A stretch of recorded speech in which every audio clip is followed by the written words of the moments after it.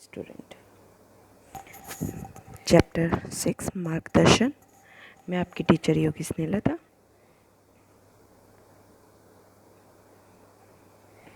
नेतृत्व यानी कि लीडरशिप।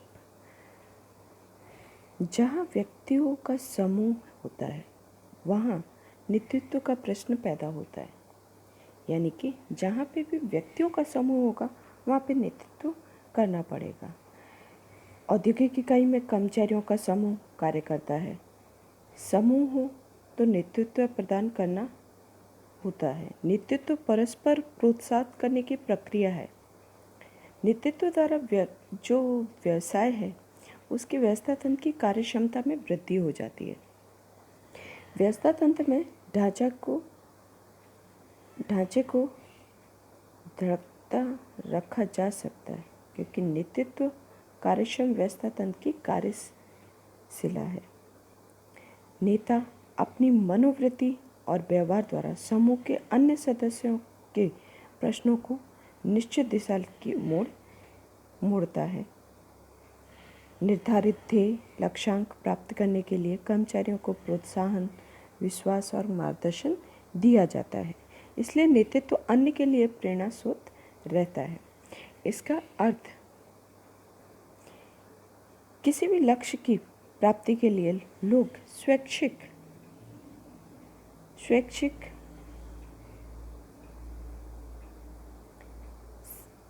से प्रयत्न करें। इसके लिए प्रभाव डालने की प्रवृत्ति और गुण को नेतृत्व कहा जाता है। अन्य व्यक्तियों में लक्ष्य प्राप्त करने की इच्छा जागृत करने की कला या कुशलता अर्थात नेतृत्व। तीसरी है डॉक्टर टेरी के अनुसार नेतृत्व वह समूह उद्देश्यों की प्राप्ति के लिए समूह स्वेच्छ से प्रयत्न करे। इसके लिए कर्मचारियों को अपना प्रभाव डालने की एक प्रवृत्ति है। यानी कि नेतृत्व कार्य करवाने के लिए प्रोत्साहन करने के लिए एक समूह को कार्य अच्छे से करे, इसलिए नेतृत्व की आवश्यकता रहती है। लक्षण।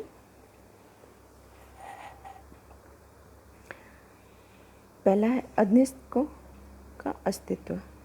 नेता सदैव अधीनस्थों को नेतृत्व प्रदान करता है। इसके लिए नेतृत्व के अमल के लिए अधीनस्थों की आवश्यकता होती है, क्योंकि नेतृत्व आप तभी करेंगे जब आपके अधीनस्थ होंगे। दैट मीन्स आपके नीचे काम करने वाले व्यक्ति या कर्मचारी हैं तो आप उसका नेतृत्व कर रहे हैं। अगर कोई काम करने वाला है ही नहीं तो नेतृत्व की आवश्यकता नहीं होती है। इसलिए व्यावसायिक इकाई में आपके नीचे जो काम कर रहे हैं उसकी लीडरशिप आपको करनी रहती है। और ये निरंतर चलने वाली प्रक्रिया है कि जब तक इकाई का अस्तित्व रहता है तब तक उसको नेतृत्व की आवश्यकता पड़ती रहती है। व्यावसायिक इकाई प्रारंभ होता है और जब तक उसका अंत नहीं होता तब तक नेतृत्व की आवश्यकता रहती है। नेतृत्व की जो स्वीकृति है यानी कि नेता और अधीनस्थ का होना आवश्यक है। नेतृत्व मतलब एक लीडर है और उसके नीचे काम करने वाले कर्मचारी हैं। नेता की जो स्वीकृति अधीनस्थों के द्वारा होनी चाहिए, नेता मार्गदर्शन देता है और अधीनस्थ उनका अनुसरण करें। औपचारिक प्रभाव डाल सके ऐसे संबंध। नेता औपचारिक रूप से समूह का प्रमुख है, परंतु नेता अनौपचारिक रूप से भी अपने परिचय में आने वाले व्यक्ति को व्यवहार पर से प्रभाव पैदा कर सकता है और लक्ष्य प्राप्त करने के लिए उनको प्रेरित करता है। पांचवा है आदर्श व्यक्तित्व। नेता का जो व्यक्तित्व है इतना आदर्श होना चाहिए कि नेता अपने आचरण और व्यवहार से अपने जो अधीनस्थ हैं उनको प्रभावित करे, यानी कि वो उससे प्रेरित हों। नेता में कुछ ऐसे जन्मजात गुण होते हैं जिससे कितने भी गुण विकसित किए जाते हैं, क्योंकि उसमें इनबिल्ड है कि वो सामने वाले व्यक्ति को अपनी बातों से अपने गुणों से प्रभावित कर रहा है और दूसरों को अपने कहने से उसे कार्य करने के लिए प्रेरित कर रहा है। प्रेरणा, अभिप्रेरणा, नेतृत्व का समावेश अधीनस्थों को प्रोत्साहित करने के में होने से नेता सर्वप्रथम अपने अधीनस्थों को प्रोत्साहित करके वंचित यानी कि उसे जो भी परिणाम प्राप्त करने वो आसानी से प्राप्त कर सकता है। हितों की एक सूत्रता, नेतृत्व में नेता अपने अधीनस्थों के मध्य हितों की एक सूत्रता रखता है। यदि परिस्थितियां परिवर्तन हो तो नेता को सफलता नहीं मिल सकती है। अगर उसके अनुकूल परिस्थितियां हैं तो वो आसानी से उस पर अपना प्रभाव डाल सकता है।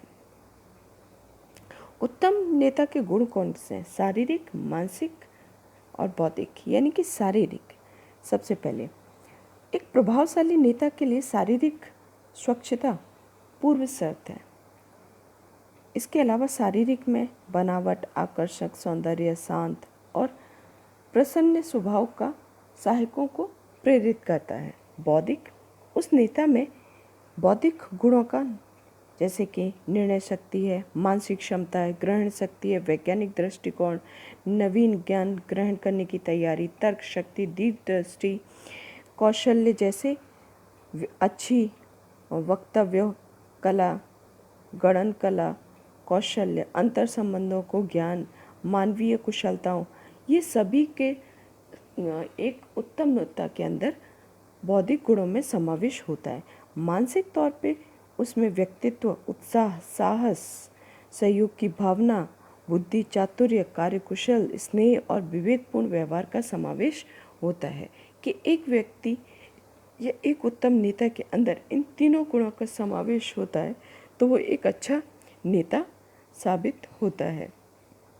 सूचना संचार, सूचना संचार एक महत्वपूर्ण अंग है। वर्तमान युग में विज्ञान और सूचना संचार के क्षेत्र में बहुत ही प्रगति हो गई है। प्रगति के कारण विश्व के सभी एक देश एक दूसरे के पास आ गए हैं। व्यापारिक दृष्टिकोण से देखा जाए तो विश्व एक बाजार बन गया है। या दूसरे शब्दों में कहें तो पत्र, सूचनाओं का विचार, मंतव्य आदि का आदान प्रदान की प्रक्रिया जो है वो इतनी सरल हो गई है कि जो भी विभाग की हमें जानकारी चाहिए वो आसानी से प्राप्त हो जाती है। इसलिए निम्न स्तर की कितनी भी जानकारियाँ उच्च स्तर की रिपोर्टिंग के भेजी जानी आवश्यक होती हैं वो आसानी से भेजी जा सकती है। अब सूचना संचार एक व्यक्ति द्वारा दूसरे व्यक्ति को स्पष्ट और यथावत रूप में जानकारी पहुंचाना, जिससे दूसरा व्यक्ति सूचना देने वाले व्यक्ति के उद्देश्यों को समझ सके और उनको अमल कर सके। ठीक है, यानी कि जो हम कह रहे हैं वो सामने वाला व्यक्ति उसी अर्थ में, उसी ध्येय में, उसी लक्ष्य में वो समझ सके, ऐसे उसे हम और उसको अमल कर सके, यानी कि वो सूचना संचार। सूचना संचार दूसरे शब्दों में कहें तो सूचना संचार शब्दों, पत्रों, सूचनाओं, विचारों या मंतव्यों का आदान प्रदान या लेने देने की प्रक्रिया है। ठीक है, तीसरी है न्यूमैन एंड समर के कथनानुसार सूचना संचार अर्थात वास्तविकताओं, विचारों, अभिप्राय और भावनाओं का दो या अधिक व्यक्तियों के मध्य होता आदान प्रदान। इसके लक्षण कौन कौन से हैं? उद्देश्य की प्रक्रिया। सूचना संचार के उद्देश्य मात्र जानकारी का आदान प्रदान नहीं है, बल्कि उसके द्वारा औद्योगिक इकाई के जो निश्चित उद्देश्य हैं उनके प्राप्त करना होता है। इसलिए व्यक्ति को जानकारी दी जाती है या व्यक्ति को संदेश समझाया जाता है या नहीं समझ में आता, इसकी सावधानी रखी जाती है। शब्द और भाषाओं की स्पष्टता होनी चाहिए कि जो शब्दों की या द्विअर्थी नहीं निकलना चाहिए। ठीक है, तीसरा है द्विमार्गीय प्रक्रिया। सूचना संचार की प्रक्रिया द्विमार्गीय है। अगर हम जो सूचना दे रहे हैं नीति, विधि, पद्धति, नियमों, संदर्भों की आवश्यक सूचनाएं निम्न स्तर को भेजी जा रही हैं, तो मध्य स्तर, निम्न स्तर से आवश्यक जानकारियों की रिपोर्टिंग भी प्राप्त होनी चाहिए। स्थायी प्रक्रिया है। सूचना संचार निरंतर और सदा चलती रहती प्रक्रिया है।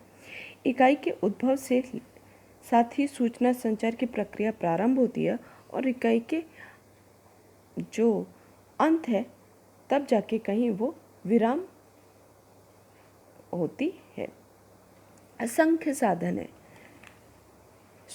आधुनिक समय में सूचना संचार को प्रभावित करने वाले साधनों का उपयोग होता है। मौखिक है, लिखित है, टेलीफोनिक है, फैक्स है, इंटरनेट है, मोबाइल फ़ोन है, SMS है, टेलेक्स है आदि का समावेश यहाँ पे होता है। अनेक प्रकार की पद्धतियों का इस्तेमाल होता है। सूचना संचार के अनेक प्रकार की पद्धतियाँ हैं, जैसे कि आंतरिक पद्धति सूचना संचार, बाह्य सूचना संचार, लिखित सूचना संचार, मौखिक सूचना संचार और संकेत के द्वारा की पद्धतियों का भी उपयोग होता है। कार्य प्रेरित पद्धति है। संचार, सूचना संचार की जो प्रवृत्ति है उसके कारण अधिकारी और कर्मचारियों के जो कार्य समझने में जो वृद्धि होती है, क्योंकि जो कार्य कहा जा रहा है वैसे ही उसको समझ में आ रहा है, यानी कि परिणाम स्वरूप जो कार्य करने की प्रेरणा है वो प्राप्त होती है। प्रबंधकीय प्रक्रिया के साथ संबंध रखता है। सूचना संचार मुख्य रूप से इकाई के प्रबंध के साथ संबंध रखता है। प्रभावशाली निर्णय और प्रवृत्ति के साथ आवश्यक सूचना एकत्रित करने में प्रबंधकीय प्रश्नों का समाधान प्राप्त किया जाता है और सूचना संचार का उपयोग होता है। मानवीय प्रक्रिया मानव संचार की नैसर्गिक बात है, जिससे माध्यमों का उपयोग मानवीय बिना कौशल के बिना सूचना संचार को अमल में नहीं हो सकता है। सूचना संचार करते समय प्रेम, क्रोध, बहुत सारी बातें प्रभाव में डालती हैं, जिससे मानवीय प्रवृत्ति कहते हैं। अब सूचना संचार की पद्धतियाँ कौन कौन सी हैं देखिए। मौखिक है, लिखित है, दृश्य है, श्राव्य है, दृश्य श्राव्य है और मौन है। जिसमें मौखिक में देखो बातचीत, वार्तालाप, संदर्भ, गोष्ठी, भाषण या समूह चर्चा आदि है। जबकि लिखित में समाचार है, पत्रिकाएं हैं, लघु पत्रिकाएं हैं, सार्वजनिक समाचार, पत्र लेखन, हस्तलिखित, ईमेल आदि। दृश्य, नक्शा, चित्र, आकृतियाँ, लेख, रंग, प्रतीक, चिन्ह, tape record, radio, telephone conference आदि। जबकि दृश्य साहब में आपका चलचित्र है, टेलीविज़न है, इंटरनेट है, कंप्यूटर है। इस तरीके से मौन में मूक सहमति है, मूक असहमति, हाव भाव है, बॉडी लैंग्वेज जिसे हम बोलते हैं आदि। इन सब के द्वारा हम ये जो सूचना संचार की पद्धतियाँ हैं उनका उपयोग करते हैं। औपचारिक और अनौपचारिक सूचना संचार। औपचारिक और अनौपचारिक सूचना संचार में सबसे पहले औपचारिक सूचना संचार लेते हैं। औपचारिक सूचना संचार में यानी कि जहाँ पे बाय लॉ यानी कि व्यावसायिक इकाई में हम जो डायरेक्टली हम कहते हैं और इनडायरेक्टली सूचना संचार। औपचारिक तौर पे जो हम सूचना संचार देते हैं उसका यानी कि सूचना संचार के लक्षण है। पहला, सूचना संचार की व्यवस्था उच्च अधिकारियों और उनके अधिकारियों के साथ औपचारिक रूप से जुड़ी होती है।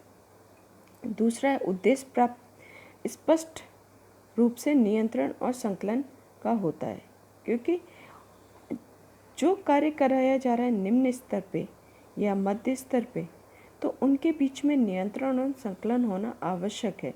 ज़्यादातर जो सूचनाएं जाती हैं वो लिखित स्वरूप में होती है, क्योंकि सूचना संचार को व्यवस्था तंत्र की एक नीति के रूप में स्वीकार किया जाता है, क्योंकि एक व्यावसायिक ढांचे का एक अंग के तौर पे सूचना संचार है। इस वजह से जो व्यवस्था ढांचे पर आधारित रहती है। औपचारिक व्यवस्था तंत्र व्यवसाय के उद्देश्यों को प्राप्त करने के लिए तैयार किया जाता है, जिससे समझने में सरल और स्पष्ट होता है। अनौपचारिक व्यवस्था तंत्र के लक्षण मानव के संबंधों पर आधारित, क्योंकि अनौपचारिक है, यहाँ पे कोई भी लॉ के द्वारा नहीं है, यहाँ पे मानवीय संबंधों के द्वारा अनौपचारिक सूचना अस्तित्व में आती है। तो मानवीय संबंधों पर आधारित है। नियंत्रण और आदेशों की आवश्यकता नहीं होती है, ये मौखिक या सांकेतिक भाषा में समझाया जा सकता है। मानवीय संबंधों या मित्रों पर आधारित होता है, परिवर्तनशील और सरल होता है। इस सूचना संचार में विधि का कोई महत्व नहीं होता है। रिश्ते तंत्र को अधिक संकलन, अधिक विश्वसनीय की आवश्यकता होती है, क्योंकि अनौपचारिक व्यवस्था तंत्र विश्वास और संकलन पे ही अस्तित्व में आती है। अनौपचारिक सूचना संचार औपचारिक सूचना संचार का विकल्प नहीं है, पर पूरक है। उसका ऑप्शन नहीं हम कह सकते कि उसके ऑप्शन में हम ये लें, नहीं, बट इनडायरेक्टली जब औपचारिक व्यवस्था तंत्र आता है तभी कहीं अनौपचारिक व्यवस्था तंत्र अस्तित्व में आता है। प्रभावशाली सूचना संचार के अवरोध है। प्रभावशाली सूचना संचार के, क्योंकि सूचना संचार को कार्यक्षमता के साथ जोड़े हुए अधिकारियों और कर्मचारियों की बुद्धि, शक्ति और निष्ठा पर आधारित होता है। मानवीय प्रवृत्तियां होने के वजह से मानवीय मर्यादाएं भी, जैसे भावनाएं हैं, भूल है, अनुमान है, नासमझी है, अविश्वास है, वह आदि सूचना संचार को अवरोध करती हैं। तो इसलिए उसमें कौन कौन से अवरोध आ सकते हैं? पहला, स्पष्ट योजना का अभाव। सूचना प्रसेषण से पूर्व कौन कौन सी सूचना किस क्रम में भेजी है, इसका आयोजन ना किया जाए तो सूचनाकर्ता अयोग्य और अस्पष्ट या अपूर्ण जानकारी देता है। दूसरा है भाषा की गलती। व्यवसाय की इकाई में अनेक व्यक्ति काम कर रहे होते हैं और सभी व्यक्ति एक ही भाषा समझें, उस तरह की सूचनाएं दी जाती हैं। जो मध्य स्तर से कार्य करने वाले व्यक्ति उच्च अधिकारियों से संदेश प्राप्त करते हैं, वो मातृभाषा में नहीं होती हैं। सूचनाएं अर्थघटन निम्न स्तर के जो कर्मचारी हैं उनकी गलतियों होने में संभावना, यानी कि भाषा में समझने में मिस्टेक हो सकती है। इसलिए ऐसी भाषा का इस्तेमाल करें जिससे वहाँ के सभी व्यक्ति उसको समझ सकें। अस्पष्ट संदेश। सूचना संचार में विविध माध्यमों के उपयोग में कई बार महत्वपूर्ण जो बात है वो अस्पष्ट रूप से दर्शाई गई होती है। शब्द या वाक्यों का अनुरूप रचना, यानी कि उनकी रचना सही ना की गई हो या एक सूत्रता ना रखी गई हो, परिणाम स्वरूप जो सूचना प्राप्त करता है उसको ना अर्थ समझ में आएगा, ना निष्कर्ष वो निकाल सकता है। इसलिए सूचना में अवरोध पैदा होता है। या अस्पष्ट अनुमान लगाना। बहुत से ऐसे संदेशों का आधार होता है कि अनुमान और पूर्व धारणाएं होती हैं। इस अनुमान और पूर्व धारणाओं को स्पष्ट किए बिना ही जो सूचना भेज रहा है वो प्राप्त किया जाए, तब संदेश में अर्थ और महत्व परिवर्तित हो जाता है, जिसकी वजह से जो वो सामने वाला कहना चाहता है वो सही तरीके से प्रस्तुत नहीं हो पाता है। भावनाओं आदि का प्रतिभोज है, यानी कि जो भेजा जा रहा है। विशाल इकाइयों में सूचनाएं सरल और अविराम आदान प्रदान होती हैं। यह आदान प्रदान किसी एक कर्मचारी के द्वारा करना या पूर्ण करना हो तो कर्मचारियों को सावधानी रखनी पड़ती है। बनाए रखने से स्थान का जो कार्य है उसके जो काम है वो बोझ कम होने का प्रावधान देता है। ऐसी परिस्थितियों में सूचना समय पर योग्य स्थान पर ना पहुंचे तो सूचना संचार का उद्देश्य वो असफल हो जाता है। संदेशों की उपेक्षा। कई बार उच्च संचालक या निम्न वर्ग के कर्मचारियों सूचना के प्रति असावधान, लापरवाह रहते हैं, जिससे कंपनी की जो सत्य की जानकारी है वो वंचित रह जाती है, जिसके वजह से सूचना और जो संदेश है सुनने में असावधानी करना या सूचना संचार में अवरोध पैदा होता है। अयोग्य माध्यम। सूचना प्रशिक्षण प्राप्त करने के लिए कुछ माध्यमों का चुनाव किया जाता है, परंतु माध्यम का चुनाव अनुकूल ना हो तो सूचना में अवरोध पैदा होता है। अविराम एवं भय, यानी कि अविश्वास हो या भय हो। जब व्यवस्था तंत्र में अविश्वास या भय का वातावरण हो तो प्रत्येक संदेश संदेह की दृष्टि से देखा जाता है कि दंड होगी या सजा होगा या जानबूझ के सूचना में परिवर्तन किया जा रहा है। यानी कि अगर भूतकाल में कोई सूचना या सत्य में ऐसे हो गया हो तो बुरे परिणाम मिलने के वजह से वो उसके अनुभवों को ध्यान में रख के फिर वो सत्य छुपाया जाता है। तो ऐसा ना हो इसके लिए सूचना में अवरोध पैदा होते ही है। तो अवरोधों को दूर करने के लिए क्या क्या किया जाता है, उसके उपाय। तो पहला है कि सूचना अवरुद्ध ना हो, इस प्रकार से सूचना के जो व्यवस्था तंत्र का जो ढांचा है उसके अनुरूप सूचना संचार की रचना करनी चाहिए। सूचना देखभाल, जो सूचना दे रहा है उसको स्पष्ट होना चाहिए कि सूचना प्राप्तकर्ता अच्छी तरह से समझ सके। तीसरा है कि सूचना प्रसार के अलग अलग माध्यमों को प्रभावित होने वाले सूचना संचार के संदर्भ में उचित माध्यमों का चुनाव होना चाहिए। सूचना संचार द्विमार्गी प्रक्रिया होने से सूचना प्रभाव में दोनों दिशाओं में सरलता से आगे बढ़ सके, ऐसी व्यवस्था होनी चाहिए। सूचना संचार से दोनों पक्षों के मध्य परस्पर विश्वास और सहयोग की भावना आवश्यक है। छठा है कि सूचना पहुंचाने के विविध स्थानों के माध्यमों की जो वहन रेखा है, यानी एक जगह से दूसरी जगह लघु होनी चाहिए, बहुत लंबी नहीं होनी चाहिए। सूचना व्यवस्था तीव्र होनी चाहिए, प्रवृत्ति से उद्देश्य लक्ष्य होनी चाहिए।